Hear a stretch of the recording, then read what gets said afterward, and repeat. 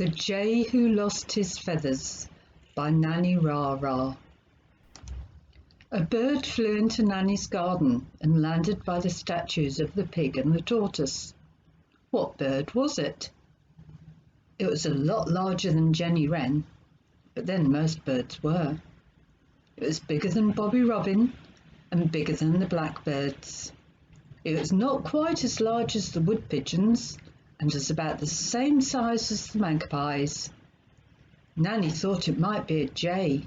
It was the right pinkish colour, but it was missing the one distinguishing feature, the blue feathers. Jason Jay had lost his blue feathers.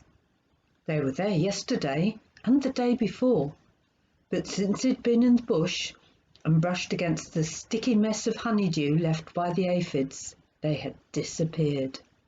He looked everywhere, but he could not find his blue feathers. Jason sat in the tree wondering where he could look next. He saw a heap of earth being pushed up in Nannie's garden. It must be Monty Mole. Nannie would not be happy about that. Jason hopped down and waited for Monty to appear. As soon as he did, Jason asked Monty if he had seen his missing feathers. "What do they look like?" asked Monty. "They have blue and white stripes and are about this long," said Jason, pointing to where the feathers should be. "I think I have," said Monty. "Wait here." And he scurried off back down the hole in his molehill. Underground, Monty had a maze of tunnels. Only he knew the way to his secret store of interesting objects he'd found during his digging. He turned this way and that until he got to his store.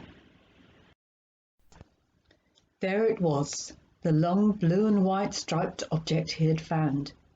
It was sure to be one of Jason's lost feathers. He picked it up and carried it back, a different route this time, and popped out a new molehill behind Jason. "Here," he said, and surprised Jason, making him flutter his wings and jump into the air. Monty held out a piece of blue and white pottery. "That's not a feather," said Jason. "Feathers are soft and silky, not hard like pottery. But it is blue and white, so thank you for trying." Monty Mole scurried back down his hole, carrying his precious piece of pottery with him.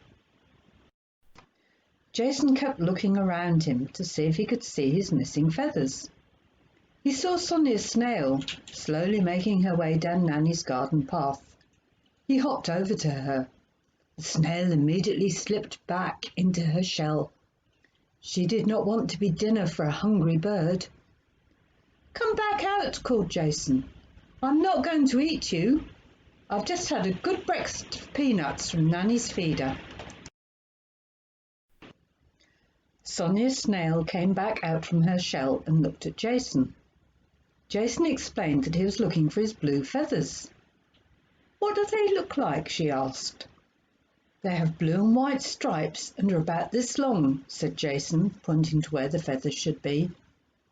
"Yes, they're over there," and she pointed her head in the direction of the flower bed. "I will show you." Jason walked beside Sonia as she slowly slithered along, leaving her trail of slime behind. This was taking a long time. Jason was keen to get his feather back. He sprung forward, then back again, hopping round and round Sonia. Eventually they reached the flower bed. Sonia climbed slowly up a tall flower stem. At the top she called Jason, who had wandered off looking for the acorns he'd hidden the previous autumn. "Here," said Sonia, pointing to the blue and white agapanthus she had crawled up. "They're not feathers," said Jason. "Feathers are strong and stiff, not like petals from a flower, and they do not smell of perfume. But they are blue and white, so thank you for trying."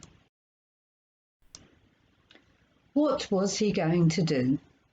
He thought hard, then decided that as he was still sticky from the honeydew, he would visit the ant's nest.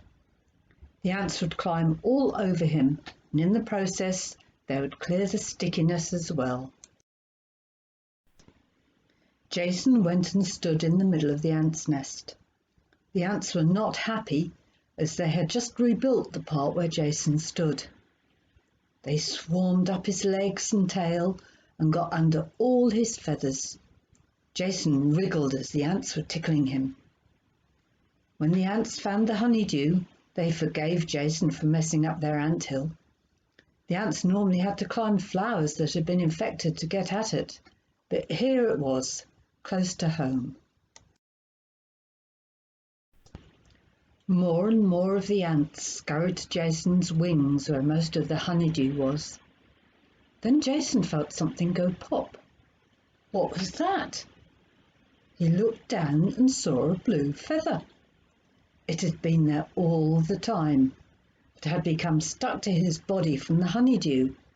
It was not until the ants unstuck it that it came free. His blue feathers appeared one by one as the ants collected the honeydew. Jason Jay thanked the ants, hopped down from the anthill and started preening his feathers properly, removing the odd ant that had stayed behind. His blue feathers were very visible now. Nannie looked out of her window and saw the bright pinkish bird that was about the same size as the magpie. This one had blue and white striped feathers on its wing. It must be a jay.